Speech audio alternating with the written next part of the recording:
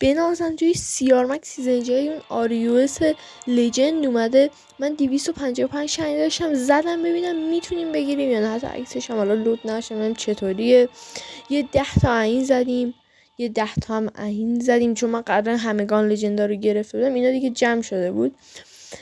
اینا 80 تا زدم، نه زیاده نمیخوره. آخر به 56 تا رسیدم زدم و بایسید.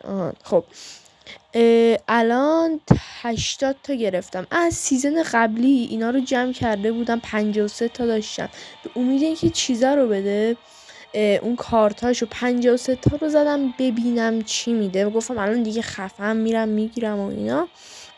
فقط شانس خفن منو نگاه کن، چون از سیزن قبل رکب خوردیم و فقط اینا رو میداد. خب بگو آخه مشتی من چرا اینا رو نگه داشتم، مثلا همون موقع میزدم دیگه.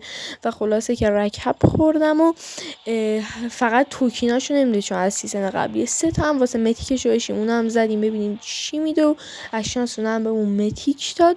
بعد حالا چند تا اینا جمع شد اومدیم اینو زدیم، 8 تا کلا تونستم بزنم، یعنی شانس خفنم. بعدش یه چیز تو سیزن جدید اضافه شده، میتونیم وقتی که جعبه میزنیم جایزه بگیریم. به منم این جایزه هاش داد، بازم خدا رو شکر اینا گرفتیم. بریم بزنیم ببینیم آیا میتونیم گان لجند رو بگیریم یا نه. 5 تا داد بمونه گان لجند. اینجا هم متیک داد و ببینیم اینجا هم که داره یه چیزایی داد. رفتیم اینم هست رازی ها، یادم نبود.